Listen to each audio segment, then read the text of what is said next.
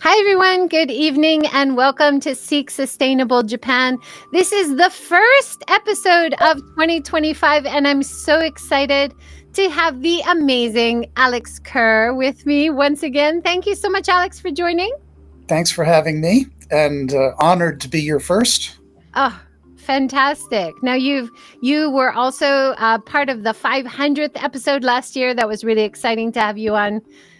This time we're going to be talking a little bit about your exciting thatch roof project in Chang Mai. And Yes. then, of course, your ideas about how to renovate, reuse old, beautiful houses, as well as keep the rural areas alive, as well as sustainable tourism. We have so many wonderful things to talk about. Should we start with your house in Thailand? I haven't seen too much information. You sent me some beautiful photos. How did this all start? Well, so, I've spent for 20, 30 years now, I've spent 4, 5, 6 months of the year in Thailand. And I've been very involved in Thai arts and Thai dance and music and so on. And my friends are involved in that. And I've spent time in big amount of there, another Bangkok. You've Yeah, even written books about it. I Yeah. have. And I'm very proud of this book, by the way. Let me say a few words about it. Um, when people, there's an awful lot of writing about Thailand, and it's all about the nightlife and the shopping and the beaches and so on. And nobody dreams that Thailand has a traditional culture. And they come to Japan on bended knee, about tea ceremony and everything, but they don't do that with Thailand.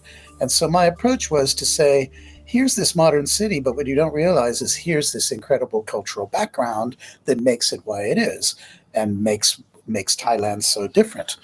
And so that's really what that book does. I love in the beginning of the book, you say to probe the heart of the old culture lying behind the new city. Yes. And you really related it to your book about Kyoto, another Kyoto. That's why they're both another. Yeah. Another because none of it's in any textbook anywhere. It's all just sort of lore. Uh, But that's beautiful. You have a really interesting story about hearing a voice on the Shinkansen that told you to go to Bangkok. Is that right?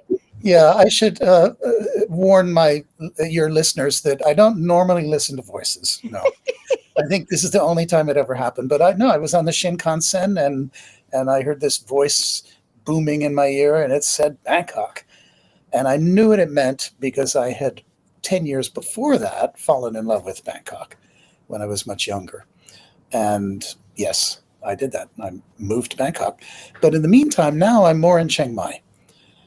And so some years ago, I got hold of this piece of land and then sat on it and had no money and didn't know what to do with it and so on. And finally, just last year, built a little house there.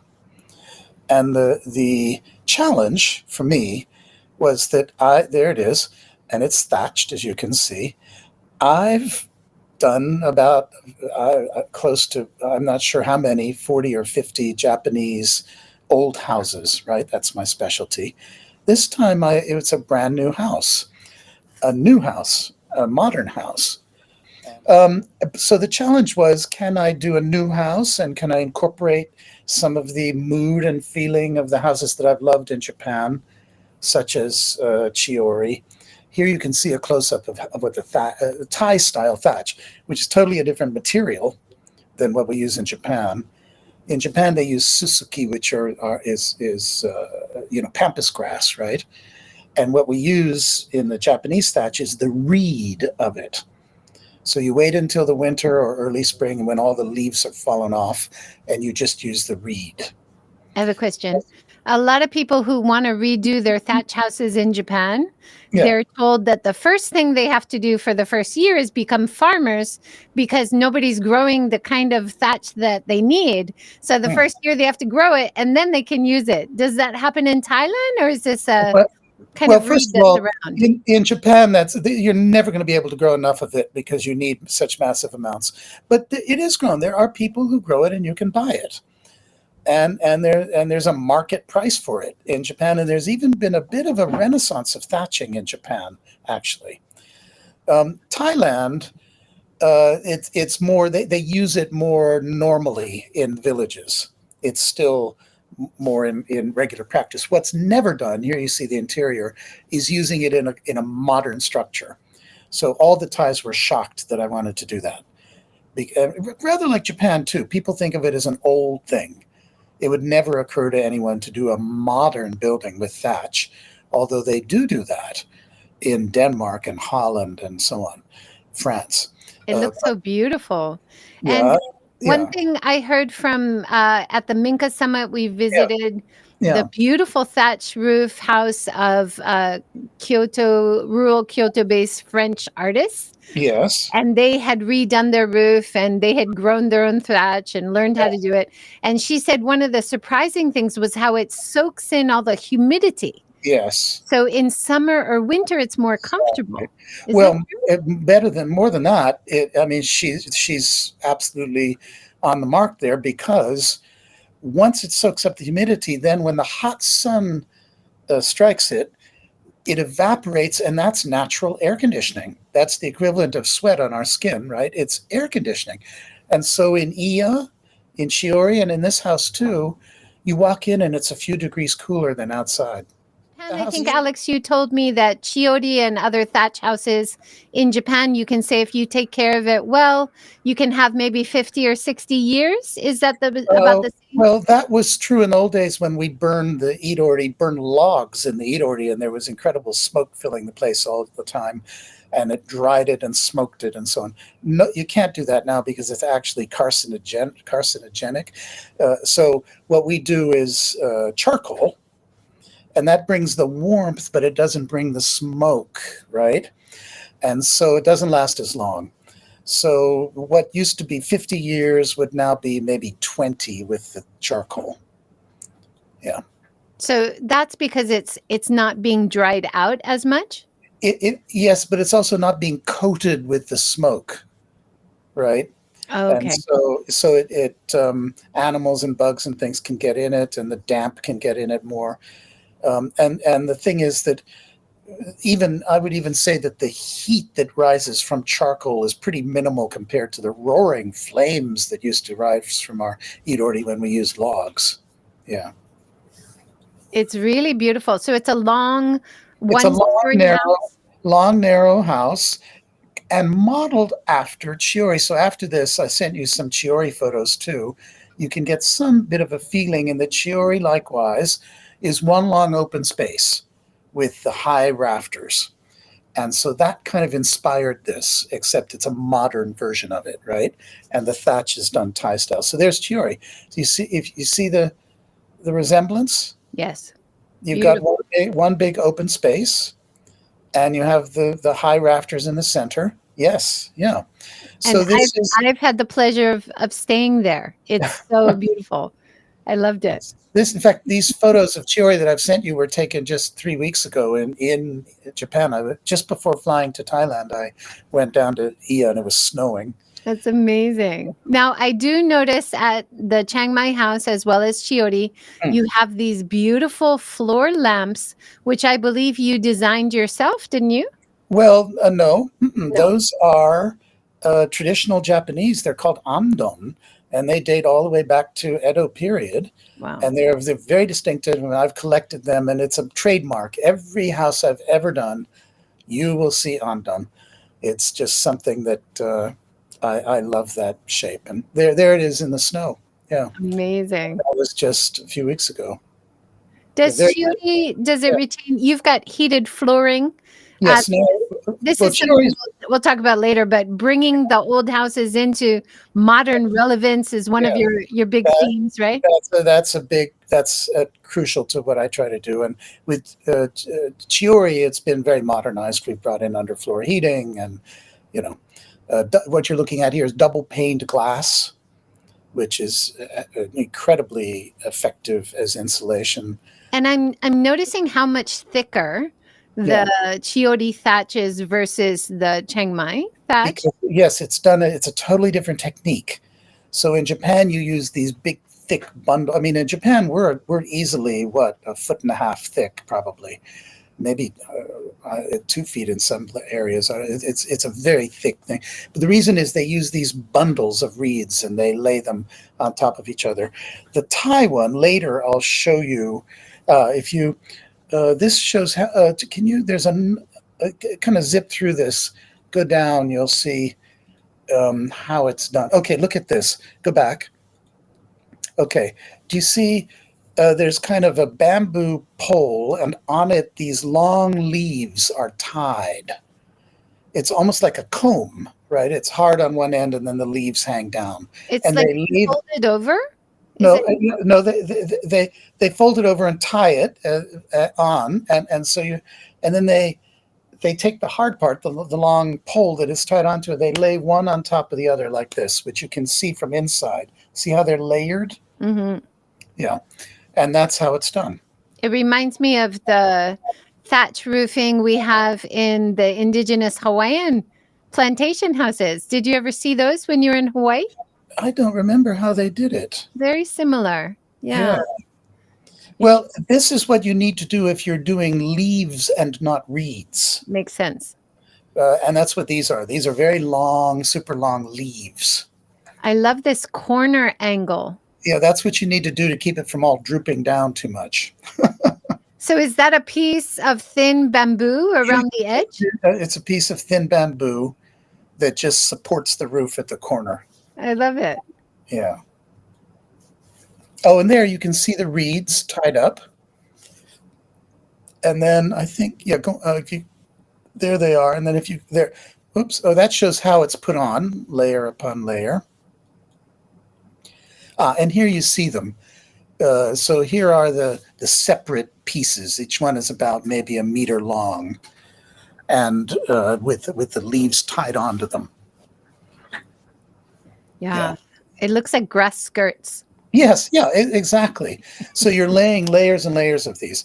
And in fact, this is super thick compared to the usual Thai roof because we put them on very densely.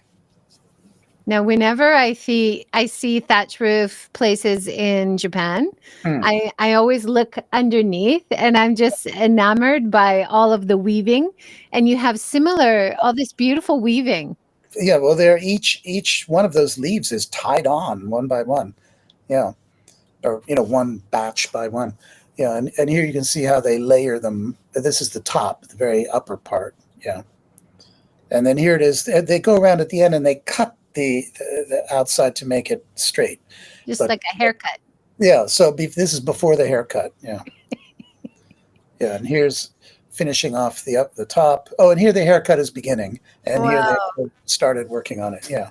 Now, one thing you mentioned before about Chiori was all the traditional tools that they use. Yes. In Thailand as well, do they have their own unique style of tools that they use? They do, but they don't use them much nowadays. And in fact, with this house, we had to do something kind of experimental, which is it's too thick for the normal way that the Thais do these roofs, where they would put some kind of a bit of an old rope or something. If you look very closely at this photo, okay, do you see the black metal beams? Yes. And then you see what looks like little black things going up them. Those are like the kind of plastic ties that you tie garbage with. That's what we used to fix the roof. And it was invented in order for us because no one has ever done a roof like this because the roofs are usually much thinner. So ours is 5 times thicker than the usual Thai roof because we laid those things so close to each other. Wow. And in order to tie them on properly, we use these ties and they're actually kind of beautiful. It's an unexpected twist of using a bit of natural material to tie it, unnatural material, modern material to tie it on. That is beautiful. Now, you said it was inspired by Tenmangu and Kameoka. Is that right? Well, in one way. Well, where it's similar to Tenmangu is the glass doors look out on a wide garden, right? Where it's not similar is that Tenmangu is filled with artworks. And this time I went minimal. We have 3 nice bowls, and that's it. I mean, I've left all the artworks behind me in Chiang Mai. And so the Tenmangu, so here's our garden. Tenmangu has this gorgeous garden in the fall. These photos are also. You've put, I had the pleasure to visit. It was such a magical little trip. And you put lights in this garden, and we saw fireflies in the river just beyond. Yeah. It really is a special place. And we also do the lights in Chiang Mai, and we have fireflies because right down below us, there's a river, just like Tenmangu. So that's similar. That's looking out at our neighbor. These photos are very recent. They're also taken in the last few weeks. Beautiful. But but quite a different story because we don't have, the furniture and screens and scrolls and ceramics and da-da-da. And of course, this is the kitchen, which has much more stuff in it. So in Chiang Mai, I actually reverted to Chiori because Chiori has almost nothing in it, right? So Chiori is minimal. And so is Chiang Mai. And of course, what I do have here is lotus pots, which we also have in Chiang Mai. I heard a beautiful story about the lotus the other day, how the lotus flower is pure and white, but it comes from mud. That's right. So we should also try to rise up from the mud of life and be pure. And I thought that was so beautiful. Well, that's exactly why the lotus was the symbol of Buddhism, for that reason. Yeah. Those are gorgeous pictures, and so excited to maybe someday come and see your beautiful house in Thailand. I've seen Chiodi, I've seen your Kameoka place. So now you need little dream of mine. You need to come to Chiang Mai. It's a great party house. We do a lot of parties there. I would love to visit. And looks like a wonderful kind of tribute to both of the places that you've loved so much in Japan, taking some elements, but still making it so unique for Chiang Mai. Very much. One thing, I don't know if you can go back to any of the photos of the Chiang Mai house. I built a big veranda, big engawa, and the Thais don't do that. That's not a Thai thing. See the veranda going down all one side? Mm-hmm. And so the Thai friends, they look at this house and everybody said, oh, Japanese. Really? That's their idea of Japanese. And it hadn't occurred to me, but when I thought about it, yeah, it's true. They don't do these verandas in Thailand. But that is a beautiful feature of Chiodi, which you extended the engawa, and then you can sit on it and enjoy the view. I love that. Yeah. So engawas are a wonderful feature of old Japanese houses. So we incorporated that into this. Yeah. Fantastic. Now you did a talk recently in Thailand talking about rural areas, depopulation. How one thing that really struck me was you said 17 million are moving out of the rural areas in Japan and 10 million in Thailand. So there's a lot of parallels between some of the issues for population decline and things, right? Well, depopulation is a worldwide issue, and it's pretty drastic, actually. What happened was everybody thought, well, population will rise and rise, and then eventually it'll kind of slow down and will level out. But it doesn't work that way, because as soon as people stop having children and it falls below a replacement, then it plunges. It doesn't go down slowly. And so that's what we're facing in Italy and Austria, Russia, Scotland, Japan, Korea. Some people are saying Korea will just disappear from the face of the earth. Japan will be halved within the next few decades. China has just fallen off the cliff. And so China is dropping more rapidly than anybody at this moment because of the one-child policy that lasted for so long. And then once they relaxed the one-child policy, people didn't want children anyway. It was too late. And so China's facing it, big parts of America. I mean, the only thing that kind of saved America was, well, two things, immigration, right? And then the other thing is we're so religious compared to Europe and the rest. And so we tend to have more children, but it's still not quite enough. And then the immigration has helped. So America is healthier population-wise than others at this point, but it's still in the future it will drop. And even places like India and Africa, which have been growing and growing, are starting to decline. And it shocked everybody. Everyone said, oh, well, Muslim countries, they believe in having children. Well, Iran is dropping. I mean, deeply Muslim countries are seeing a falling birth rate. So this is worldwide. Yeah. It was interesting because I think a lot of the projects you've done over 50 projects around Japan, trying to reuse old, beautiful houses as a way to redevelop and rebuild the communities, bring people back, as That's well as to appeal to tourism, right? Yes. And that's the thing, that the last, the decline that I'm talking about is not equal, right? So cities, especially big cities, come out reasonably well. Until maybe the later stages, but the people that are really hit are the rural districts. And what do you do? How do you bring people into those rural districts, and how do you try to revive them, or at least create a kind of a new industry? And really, tourism is the only hope. And if done sustainably, it brings in people that want to work there, people that want to live there, and eventually it goes beyond tourism. You get artists that want to have an atelier there, or people that want to have a villa there or something. But it only works if it's beautiful, and if it's sustainable, and if you haven't messed it up. Yeah. I have a little dream. Toyota is working on Woven City, which is supposed to open this year. It's all about technology. And the future town is all about technology and AI and everything. Yeah. But I would much prefer to get you, Alex Kerr, to design a community of an abandoned village, redesign that village, redo all the houses, bring that village back as the true, authentic, traditional Japan city of the future. What do you think? Well, yeah. In fact, I've kind of made a start on that in IA, but we could go a lot further. But the key thing there is, my village would, in some ways, look a lot like the Toyota village, because we want AI, we want Wi-Fi, we're not going to go and live the way the Jisan Basan used to live in those houses. You can't. It's miserable. They're dark and cold and dirty and etc. So my houses are going to be really comfortable, because modern people need that. They're not going to move to that village. It won't function otherwise.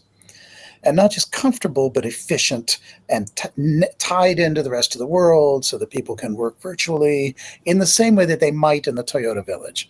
The difference between my village and the Toyota village is that you'll have nature, you'll have trees and rivers and mountains and flowers blooming, and houses made of real materials like thatch and wood and so on.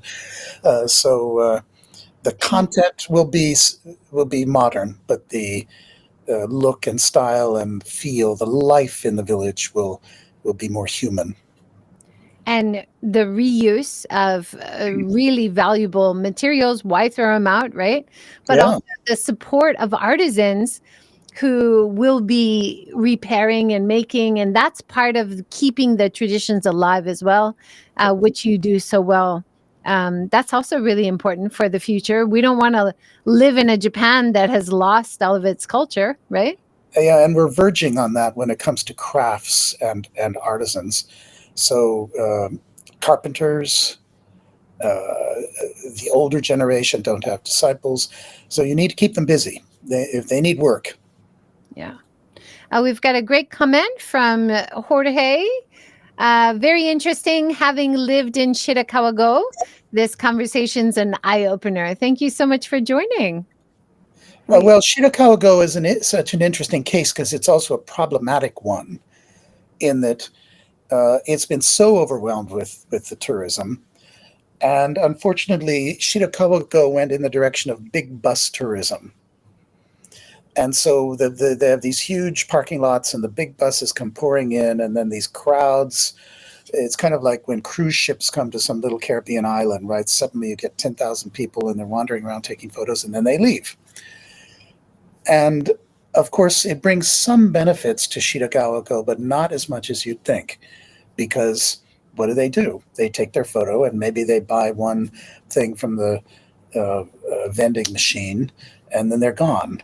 And there might even be minuses. They throw away trash and they use the toilet, and they cause some damage. And so it's not as advantageous as one would hope, and because it's not set up for people to actually spend time there. Yeah, it's not just about how many people came. Yeah. There's more value there. You have a great example of the data that you collected, people that visit Chiori, who stay overnight, who eat at local restaurants, how that benefits even in terms of how much revenue is fed into the local community, much more than bus tourism, which is more of a cost than a benefit, right? Yeah. Well, we actually figured out that one person staying at Chiori is the equivalent of a busload of 25 people. In the case of the big tourism. But there are other benefits, which is that having fewer people, right? Instead of 10,000 people, you get maybe 2,000 people, and it's spread out over a long time. It doesn't interfere with the traditional life of the town or the village as much. Yeah. Yeah. And you have so many great examples of that. Some of it is about you in your talk. You talked about houses, art, and food. These are ways to bring back the rural areas, to bring tourism in, but also bring back new residents, right? I love these ideas. Yeah. Let's give some of the examples. Food. I mean, yes, there. Well, of course, that's Naoshima. Yeah. Right. But in the case of food, in Europe, these famous Michelin chefs will have a restaurant that's absolutely the end of the earth in some little fishing village in Spain, or off on a hillside in Italy, or on an island somewhere. And people will come from all over the world in nation. You can do it.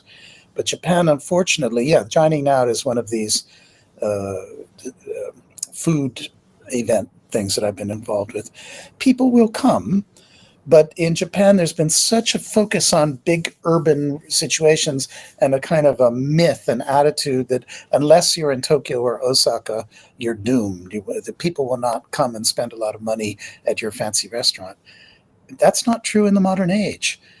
Do something wonderful and people will come, and they'll actually like the idea that it's not easy to get to and not everybody can go there, and it's a bit of an adventure to reach it.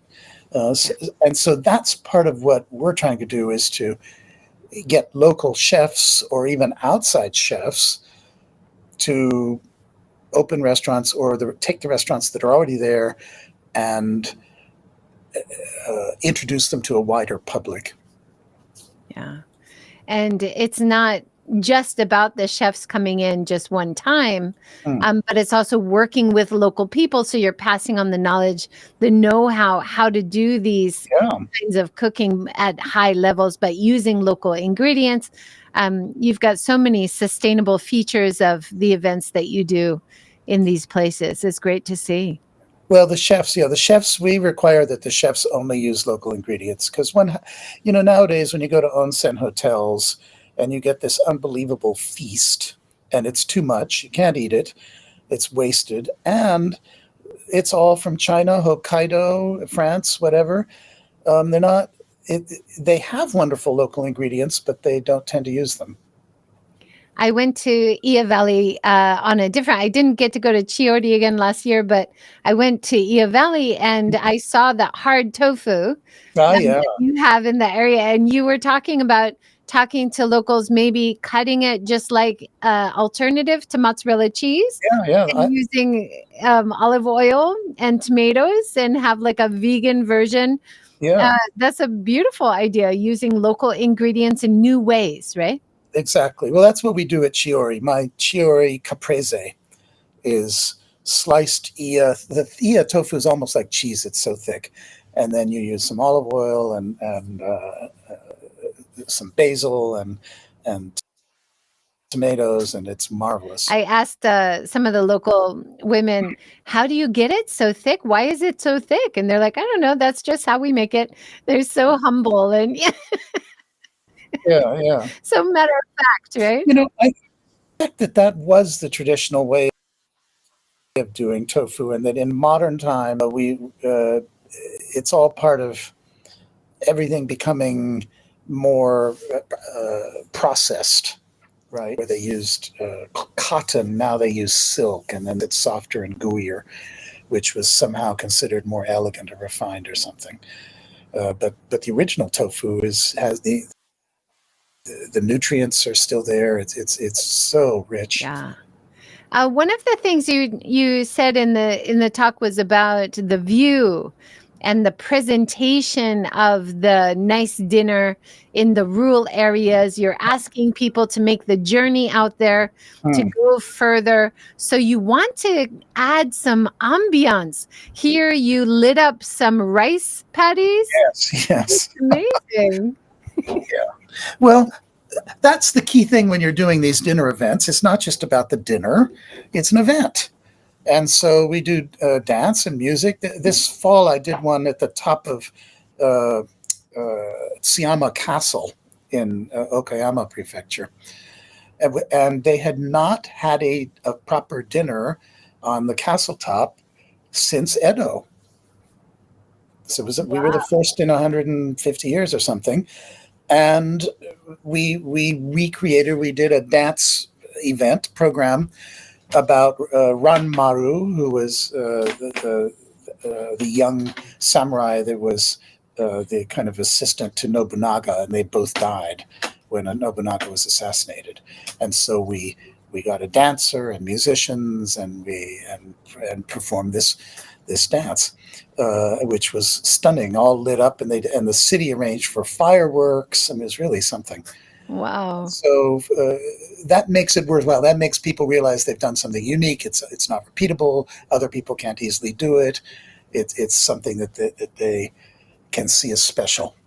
Yeah. And of course, the food was great. And we used a local chef who did Italian food, but using local ingredients.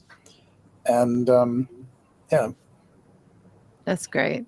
It's just you take the local ingredients, but you elevate it by bringing in higher skills, but also different techniques. Exactly. And so you're taking something already there, just elevating it, right? But that's, I think, what needs to happen. That's the same thing that we try to do with the houses, right?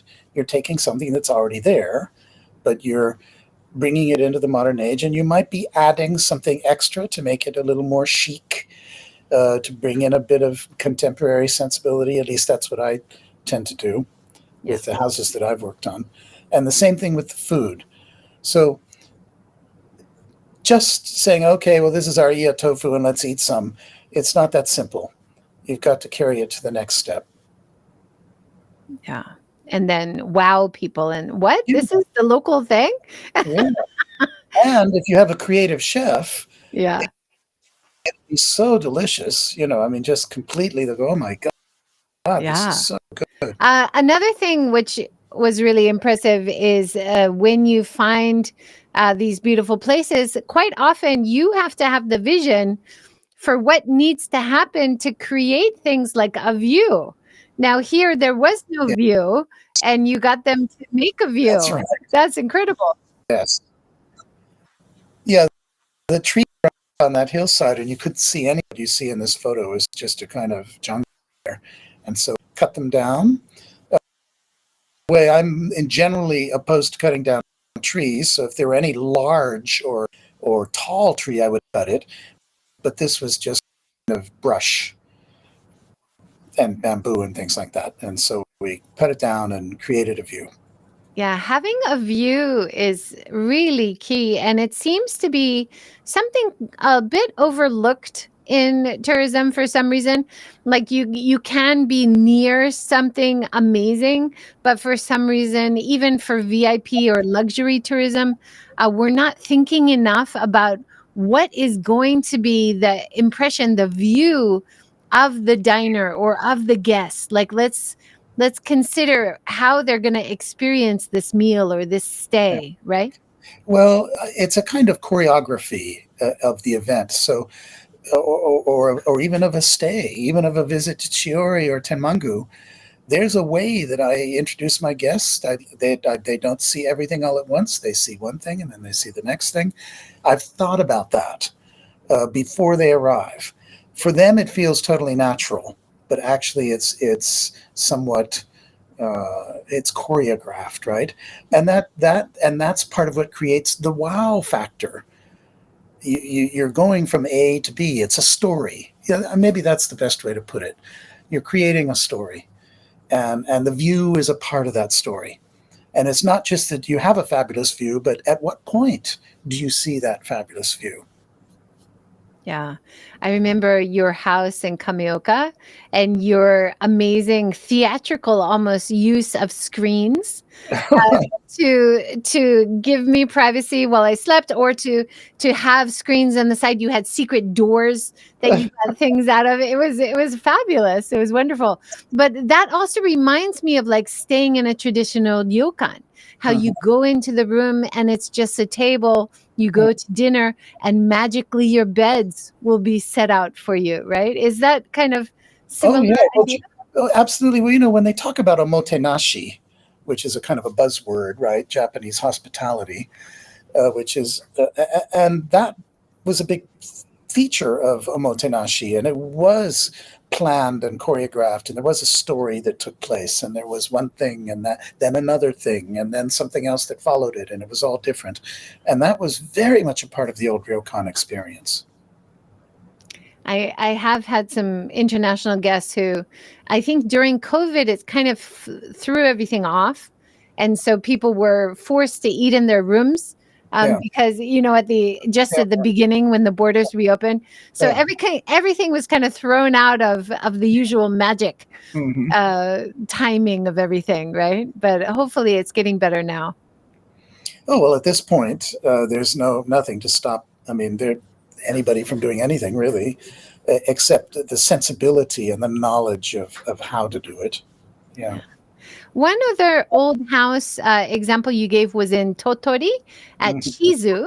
Yeah.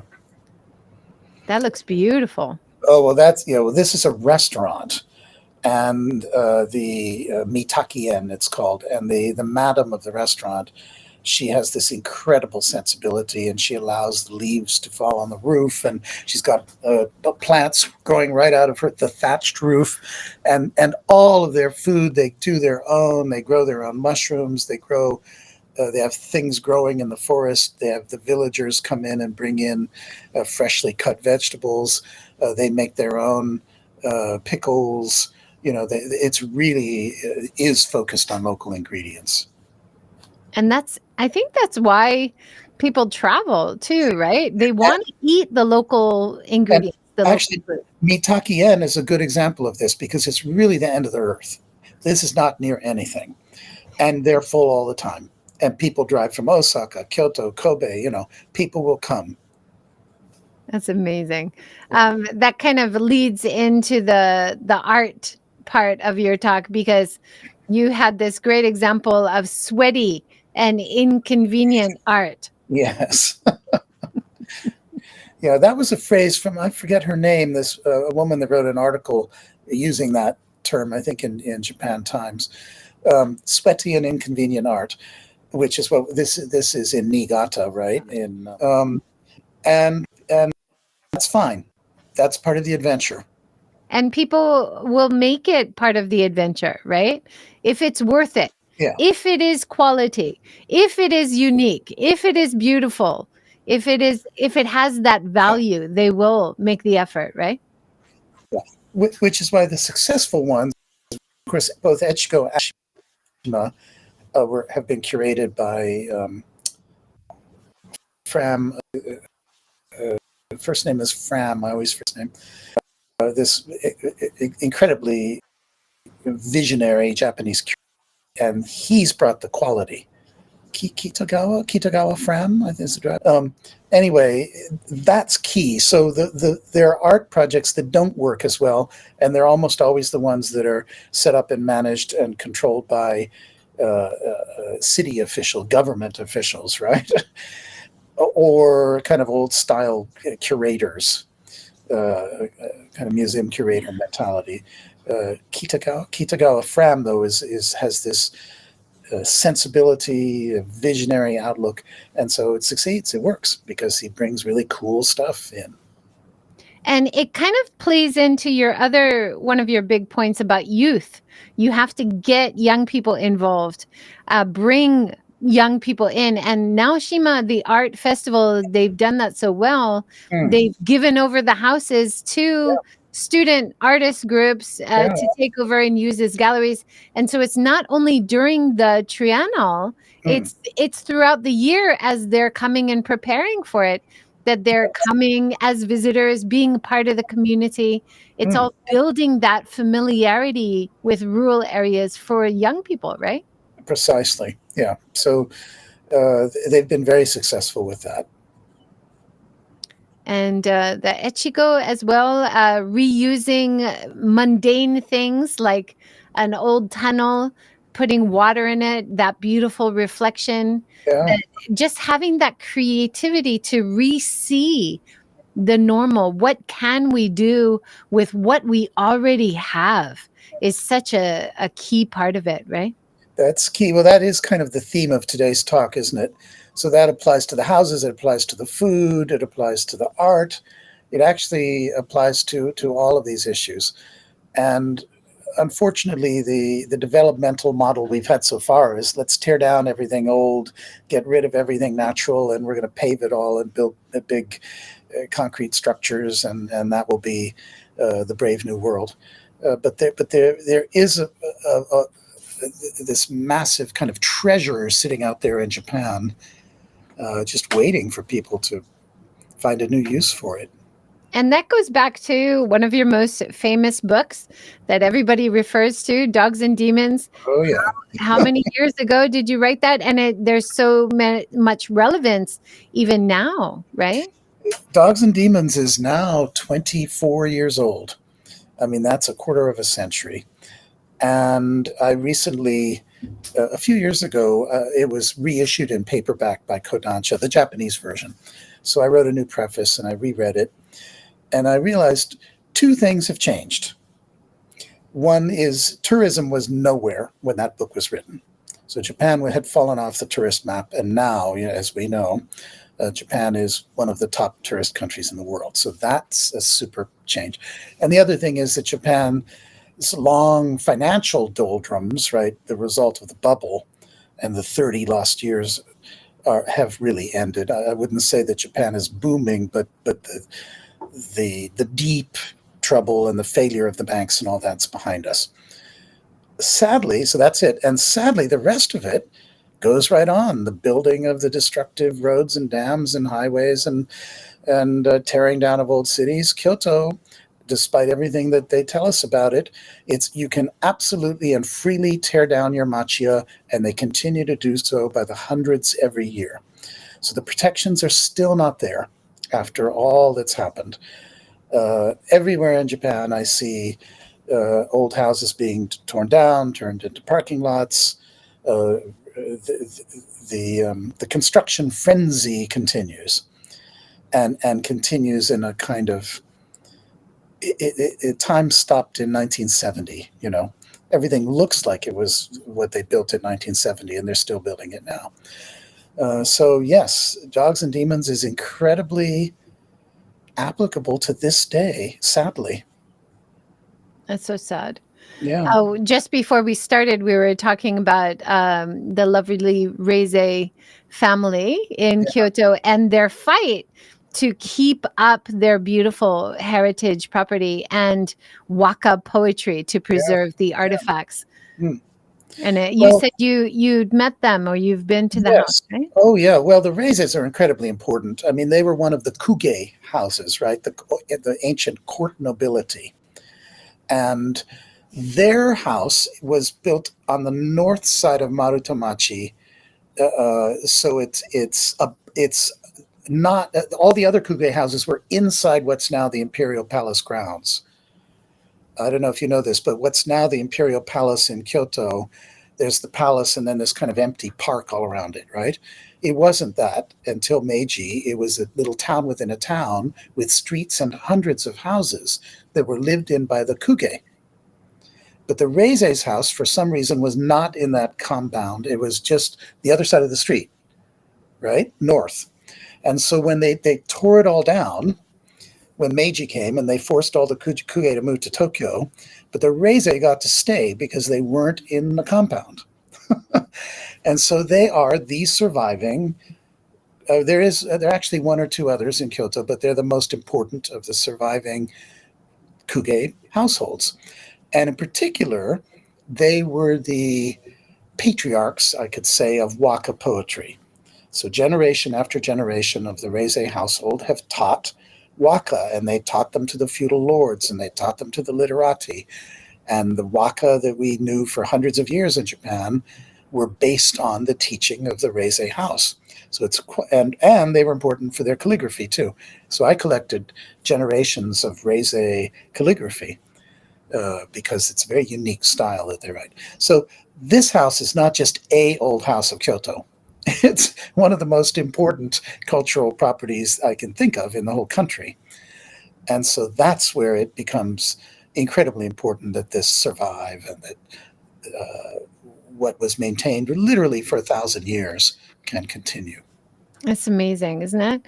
And the fact that they're having so much trouble getting funding from the government, from taxpayers to keep it going. And they're doing crowdfunding. They're, using their own funds. 20 million yen a year it costs to maintain, and then they need to rebuild the kura. So there's a lot of costs involved in maintaining these houses, right? There are huge costs involved, and this is something where absolutely the government should be more proactive because this is just critically important to Japanese cultural history. The Reises, that not just the house, but the husband and wife should be declared national treasures because of their knowledge. Absolutely. A lot of which, again, is not written down anywhere. It's something that is passed down through the Reise household. It's a beautiful article. I really appreciate the Japan Times for featuring them as one of the Sustainable Japan features. And there's a beautiful part where Kimiko, who's head of household, says she still goes to schools and talks about waka poetry because it's so connected in her mind to the Japan spirit. And she wants the future generations to know about it. It's gorgeous. So also education. Well, one thing about both of them is that they're teachers. I think that Mr. Reise is a professor, and they are dedicated to education. Which, of course, that's what they did for 1,000 years. Is they educated other people in waka, so it's in the family. But I like the idea that they're doing it now with young students. There, as many artisans as well as people trying to preserve things, getting older. They need the next generation to also take up the legacy and keep up their good work, right? Oh, absolutely. So that's the other key thing: is how do you pass it on to the next generation? Yeah. Well, your ideas also including, I think we talked about last time as well, Takeda and their success in bringing young people, artists in residence, that kind of thing. Taketa, which is in Oita Prefecture in Kyushu. They've probably been one of the most successful in the art realm of bringing in these artists in residence and handing over their abandoned houses to young artists. And they got hundreds of young people to move in there. And they hold events and festivals and art tours and so on. They took an old junior high school and handed that over to the craftsmen, bamboo craftsmen, and people like that. This is a young guy that moved in and set up a kind of an Italian bistro. So once you get a lot of other young people there, then birds of a feather, right? Other young people will move in and set up the bars, restaurants, and the kind of the infrastructure. It's so exciting. And it's amazing. I years ago I met someone in Hiroshima and they were saying they were moving to Takeda and I was saying, "What? Takeda in Oita?" Yeah, yeah, Because I live near there. I visited many years ago, but this is like a recent, well, last 20 years yeah, boom, right? yeah, yeah. So it's a fairly recent thing, and they really have pulled it off. Yeah. Wow. Well, what are your goals, Alex, for this year? If you could think of something that would really help in terms of sustainable tourism, in terms of bringing back or preserving traditional Japanese houses, anything that you'd like to see happen this year? Yes, there are kind of two main things I would say. One is, after so many years, I'm finally starting work on a book about Minka, which I had not done until now. So that's Yay! my big project for this year. And Wonderful.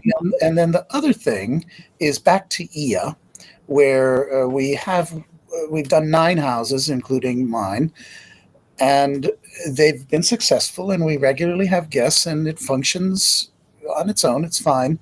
It's kind of like having a sustainable hotel business scattered here and there. But there was something we used to have in Ia, which was kind of a community of backpackers and volunteers and young people that would come and stay for a while and so on. And that's not there now. And so I'd like to try to revive that in Ia. Our neighborhood around Chiori is filled with empty houses. There's got to be a way where we can make them livable, and some of them are already kind of livable. They have, toilets and kitchens and so on, because people lived in them until pretty recently. Take those houses, make them available. I'm going to need funding to do that, and I don't know how I will, but that's kind of my dream and hope for the next step. Well, you've been so successful in getting funding for your projects. I know it's probably not very easy. You have a lot of paperwork, a lot of negotiations to do. But Yeah. you have done 50 projects around Japan. How many of the 50 would you say you were able to get government funding for? About half? Well, most. Well, no, Most. most. Well, yeah, I would say of the 50, uh, well, more over 40 would be government paid projects, government supported projects, and the others were done for private individuals, or myself or whatever. But most of them are government projects. Yeah. And then it's a part of their branding for the destination, a source of pride in what they've done. You received a award last year for your contributions, right? Yes. Yeah. It's from the Japan Architectural Institute. Congratulations. They're what they call their cultural That's award. wonderful. So recognition for the kind of work you're doing, the recognition for what other people are doing, trying to preserve old houses, getting the interest from the international visitor doesn't hurt either. Getting the outside appeal, right? Like the view from outside. Well, that's very important for two reasons. One, from a strictly financial point of view, Japanese domestic tourism, the line actually has crossed between the number of or will soon, the number of what do they call hotel nights.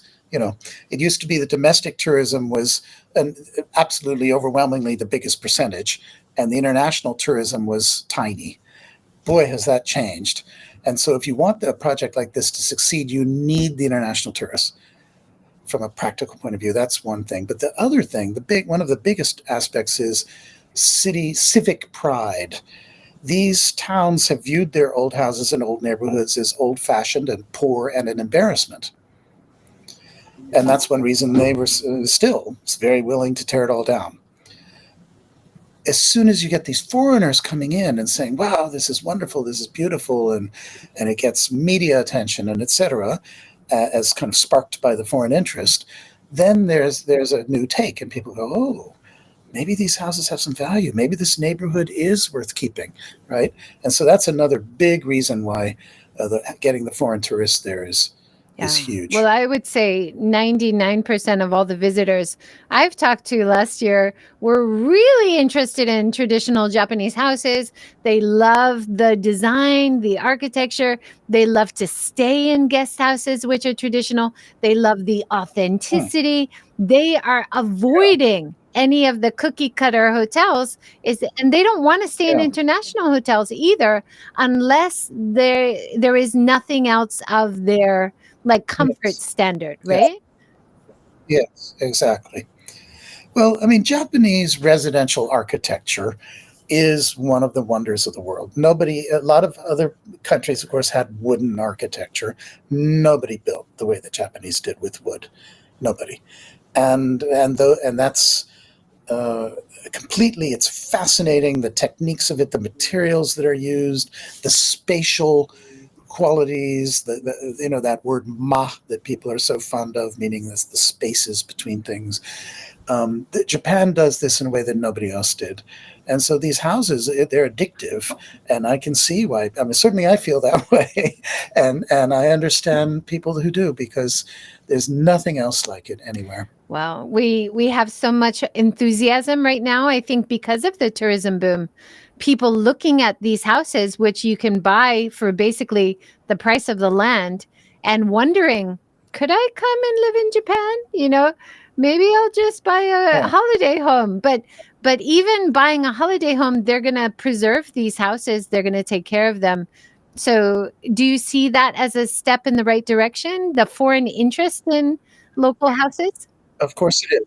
Anybody that buys one of these houses and does something with it is good news, for whatever purpose, because otherwise they will either be just torn down or they will fall down.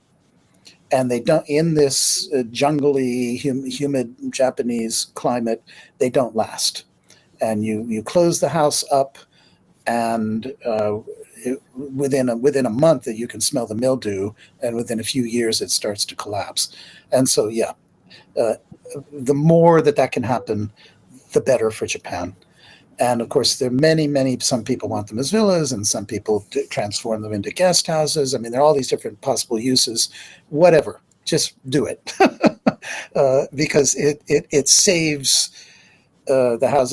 Just as a number for you to think about. They're about, I don't have it right now at my fingertips, but I think it's about 1.3 million so-called kominka still remaining. But there are 50,000 being torn down every year. So if you do the math, you're looking at about 25 years before we have zero. So we're not far from where this entire tradition of old wooden houses, quality wooden houses, it truly dies. And so, it's crucial. Yeah, I'm right there with you. We are both at Minka Summit. We hope there's a Minka Summit again this year. Great gathering. Yeah. What did you call it? The Woodstock. The Woodstock of Japan. That was the Woodstock of Minka. There's a lot of enthusiasm, and we need to keep growing on that, right? And keep building that community. Right. Yes. Yeah. Well, I think it will grow. I mean, it is growing. And now it's a matter of organizing it so that the people that are interested can all find a good venue to meet, and the kind of thing that we did in the first summits. Well, thank you so much, Alex, for joining. That is our hour. I hope you have a wonderful 2025, Year of the Snake. Any advice for Year of the Snake? How do we live our best lives this year? Well, snakes are nagas, right? They're kind of dragons in disguise. And so that's maybe what we should all be, a dragon in disguise. That. Be a dragon in disguise. Thank you so much, Alex. Thanks, everyone, for joining. Okay. See you next time. Bye. Bye-bye.